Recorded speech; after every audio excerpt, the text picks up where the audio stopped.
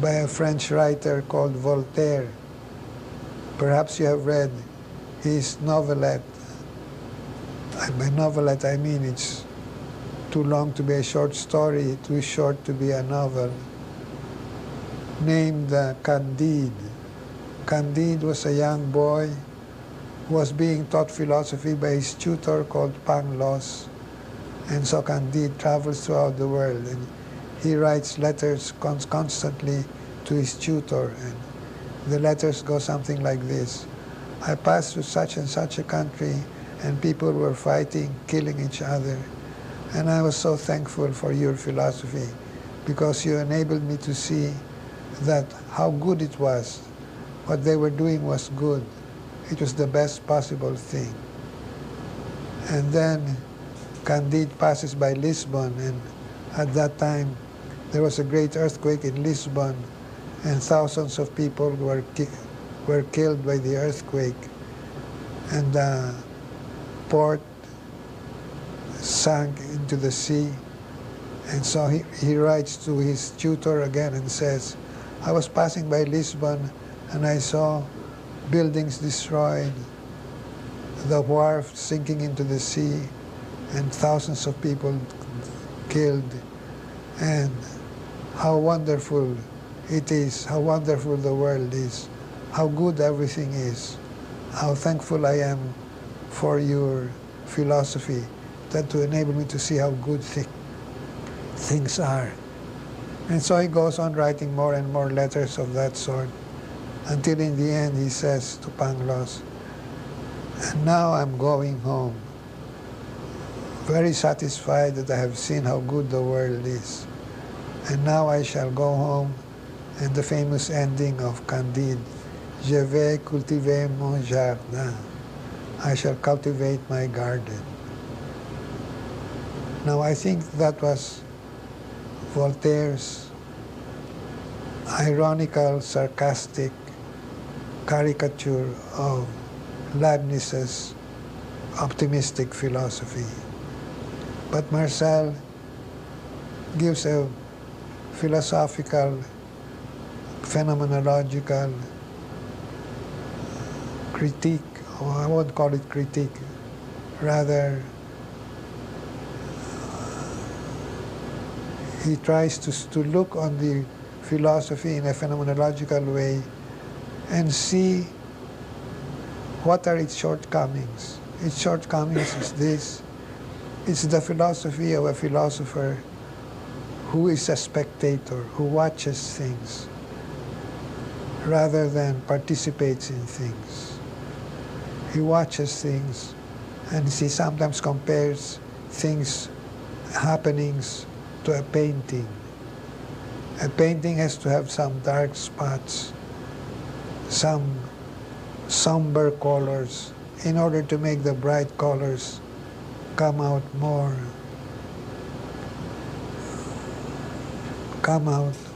brightly. To make the bright colors come out more, there have to be some dark spots, some somber colors. And that is what happens to things we call bad, to things we call evil.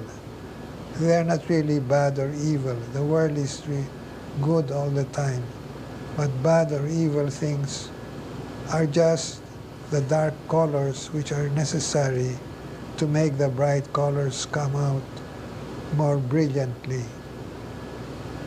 So the optimism is a philosophy of a spectator, somebody who watches things happening. And the optimistic philosophy always has to have a certain distance. A person who's actually suffering from cancer cannot have the detachment to say people have to have cancer in order to make health come out more brightly.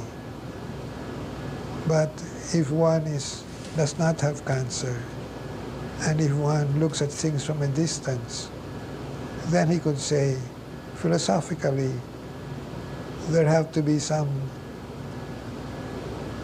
darkness in life to make the light more cheerful, more brilliant. So the philosophy of optimism, Marcel says, is the philosophy of a spectator. And one has to have a certain distance from reality to hold that philosophy. And it has a rhetorical quality to it. It seems to say, I know something you do not know, because I have the ability to have a sufficient distance from things. And so I know that everything is very good. So that is what Marcel sees in an optimistic philosophy. What about a pessimistic philosophy? In a way, it is the same as optimism, only put on backwards. If it were a shirt, it's the same shirt as optimism, only put on backwards. It says everything is evil, everything is bad. Things which look good are put in there only to make us feel more intensely how bad things really are. And Marcel would say that also has to have a certain distance. One has to have a certain distance from things. One has to be a spectator to be able to take that stance that everything is evil. If one is really experiencing the good, he cannot say that everything is evil. If one sees a fellow human being,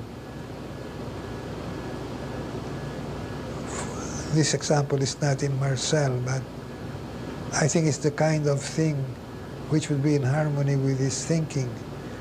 If one sees Mother Teresa helping the poorest of the poor, whatever one can say about the evil in this world, this experience is an experience of good. To be able to say that its whole purpose is to make the evil come out more darkly in its evilness, is not to see it as it really is. So, a pessimistic philosophy is a philosophy of somebody who watches things rather than participates in things. And it cannot be a philosophy which moves in reality. And it cannot be what gives meaning to life when we are in an experience of darkness. So optimism, pessimism are two philosophies which try to cope with the experience of darkness in life, but which are inadequate because they do not accept or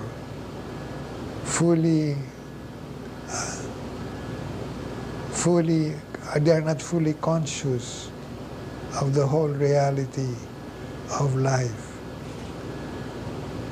Now, what Marcel calls the noblest form of having, it's an orientation of having, an orientation which is inadequate, but yet in a strange way has got its own nobility, is stoicism. Stoicism is a philosophy which admits what it calls the inevitable triumph of evil and destruction. Because whatever good a person does, it will not last, it will disappear. And no matter how successful a person might be in being good or doing good, somebody offered me water a while back, and I said, no, I don't need water, I have just drunk. But now I think I could appreciate some water.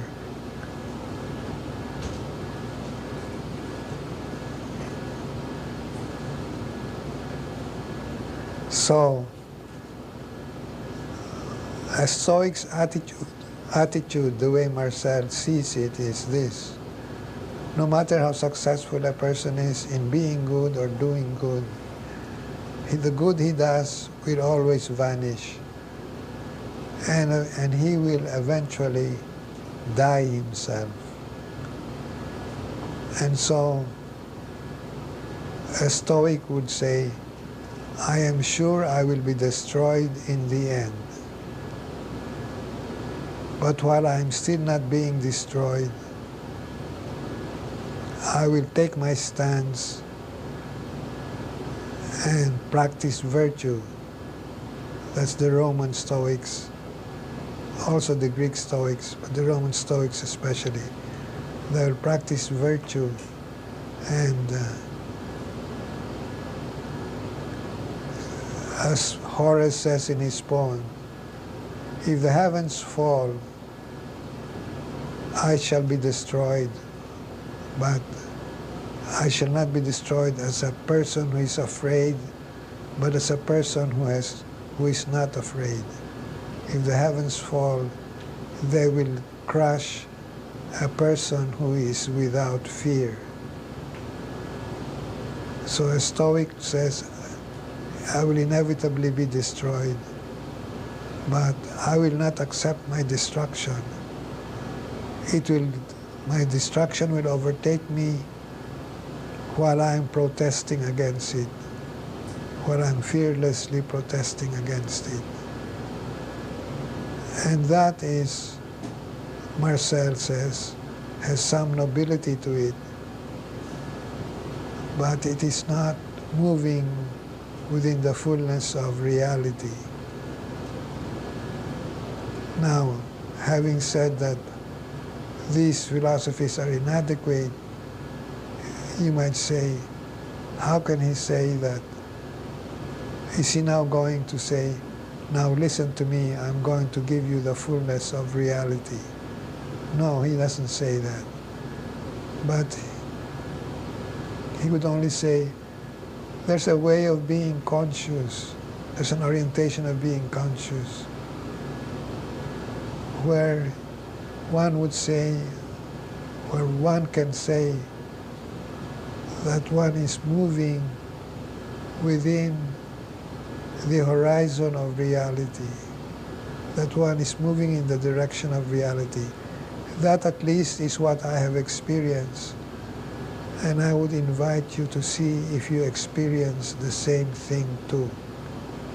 I think his attitude is more that way, not these are false or inadequate, not false, but inadequate philosophies. Philosophies which are not fully conscious of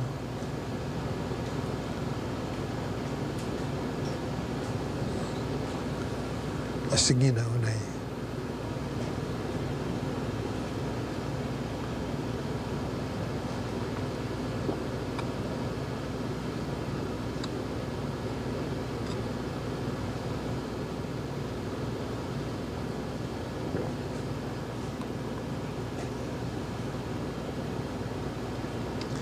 If you give a cup of cold water in the name of Jesus, you shall not be without your reward.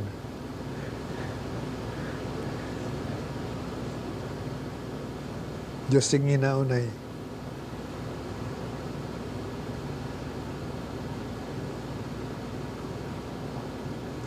He's not saying this philosophy is not fully conscious of the fullness of reality, so I'm going to give you the fullness of reality. That is not his attitude, but I think his attitude is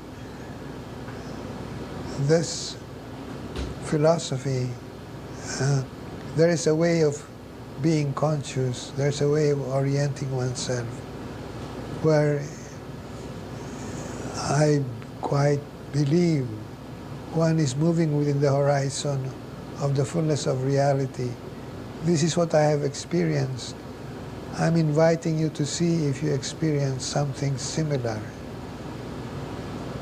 This might bring you in the track of which moves in the direction of the fullness of meaning. I invite you to look and experience and move within this kind of consciousness. What is the kind of consciousness? One has to, it's in the orientation of being, in the orientation of community, in the orientation of to be is to be with. And there are certain signs of a person who is moving in that orientation. First of all, a person is relaxed.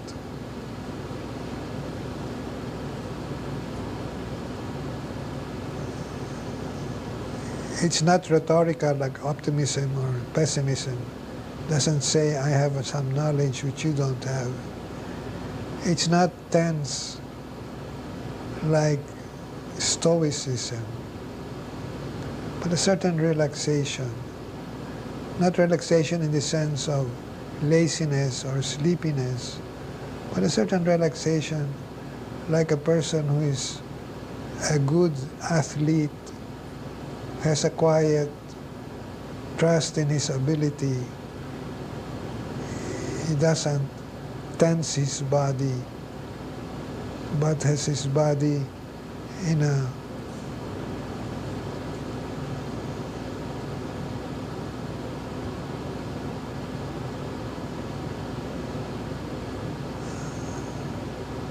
the example Marcel gives is like a good skier, somebody who knows how to ski.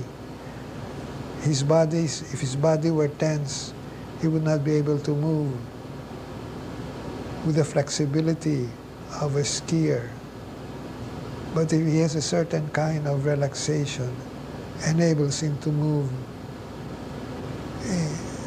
flexibly, and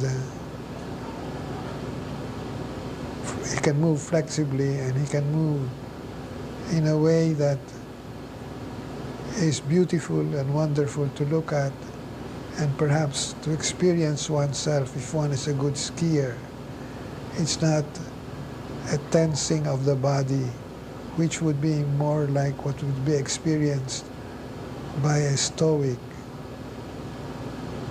So a certain relaxation. One is not, there's a saying which some people have, relax, God is in charge. When somebody is very tense, obsessive compulsive, perhaps, who's always afraid of some small details that perhaps he did not look after, some people will say, relax, God is in charge.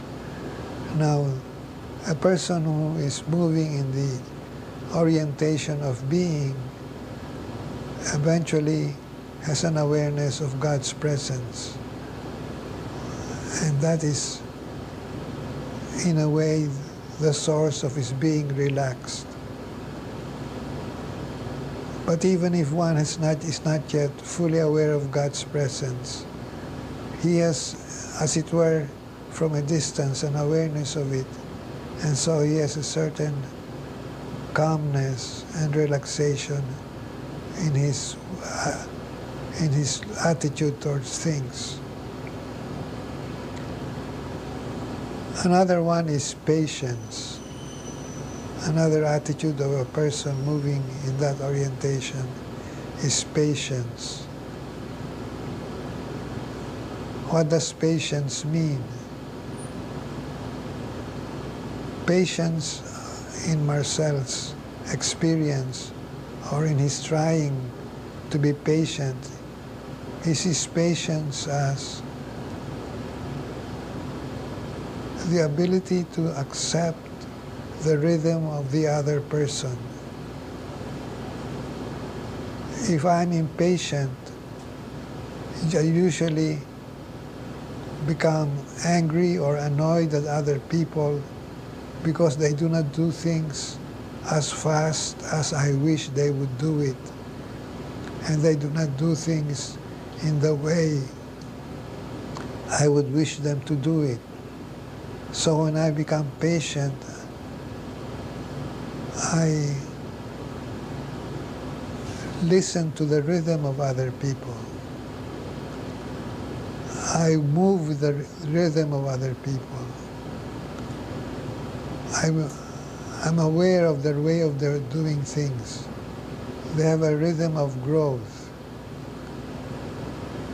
I'm reminded of when I read Marcel on patience, I'm reminded of a story of a Chinese philosopher, Mencius.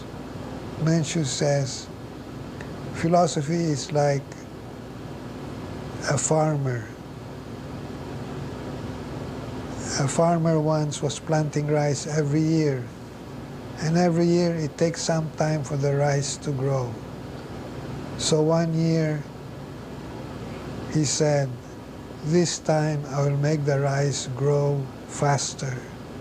So after he had planted the rice, he pulled the plants to make the rice grow faster. And he only succeeded in killing the plants.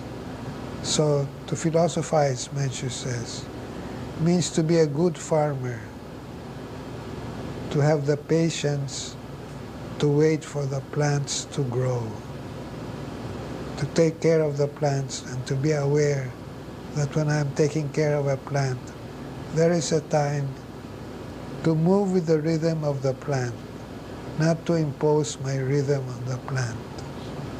And Marcel says, a person moving in the orientation of being respects the rhythm of other people and moves to the rhythm of other people. Does that mean that he makes himself an instrument of other people, that he agrees with other people all the time, but that the atmosphere in which he moves has respect for the rhythm of other people, even when he moves differently with a different rhythm, it's still with respect to the rhythm of people who are different from him. And Marcel says something which is rather, the first time you hear it might sound a bit strange. To expect the good from other people, to be able to discern that people have goodness in them and to contact this goodness and to be aware of their goodness and to be aware that their goodness moves according to their own peculiar rhythm, and so to deal with other people in such a way that one creates an atmosphere within which those people can grow. Now, I think when we hear this, we all say, that is certainly wonderful, but can we do it? It means, doesn't only mean creativity on my part, but it means also a certain willingness to learn on the part of other people. And does this not put me in the position of somebody who imposes himself on other people? And I think if we do not understand Marcel, in the depth of his philosophy, that might be an effect on us. But I think in his philosophy, he means something different.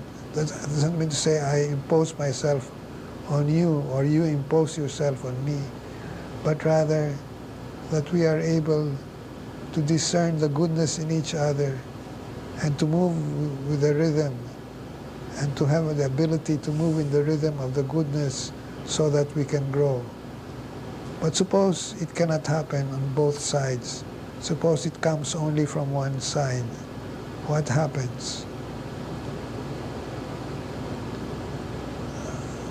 This is philosophy. This is not a how-to book. But perhaps, having said that, I have surrendered and said, a philosopher cannot move in life, so I better return to life before I become a spectator. I mean to say I cannot give a detailed answer to that, but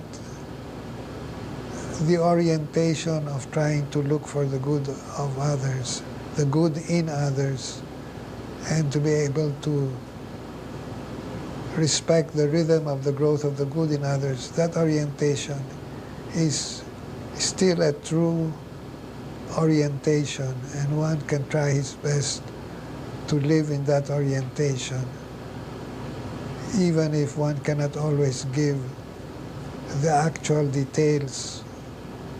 One has to discover it as he tries his best to live according to that orientation. So then,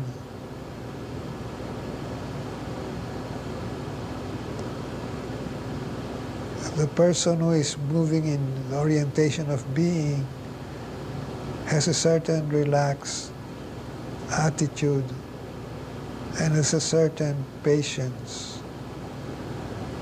But what is the important thing, the heart of the matter in the orientation of being? It is this: to have relationships with others, which is I and thou. The I and thou is a rather tricky terminology to use in English, because Marcel wrote in French, and the thou is tu. Perhaps it's better to use Tagalog here because it's closer to the French in this point. If I do not know you very well, I can call you kayo or sila. But if there is closeness or friendship or intimacy between us, I can call you ikaw. So also in French, if we don't have a close friendship or intimacy, I call you vous. But if we are friends and close and intimate, I can call you tu. Now in English, there's no distinction. In English, it's always you. But in Old English, there was a distinction. In Old English, you called ikaw with thou. But if you use that in modern English, you look very stilted. You look like you're putting on a show. And so that's a problem of the use of English in talking about Marcel. When I began teaching Marcel in Filipino, and I said, ikaw, a student writing in Filipino would say, kailangan na ang kasama mo maging thou. So I said, why do you use thou when we don't have that problem in Tagalog? Oh, he says, ikaw looks so corny. And that's the point. A corny word, a word which is so everyday, has a potential for a profound experience. And so if I'm moving in the orientation of being, I can have certain people, certainly, of course, if we were all saints, we would have this sort of deep relationship with everybody. We would have this relaxed, patient attitude towards everybody. And we can always try to have that. But I think most of us have in our life certain people to whom we are close, certain people to whom we have an intimate friendship. And in that kind of relationship,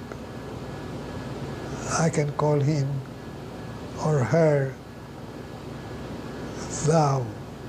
using thou in the old English meaning of closeness and intimacy and friendship. What does it mean to call somebody a thou? That means to be faithful. Because if one has a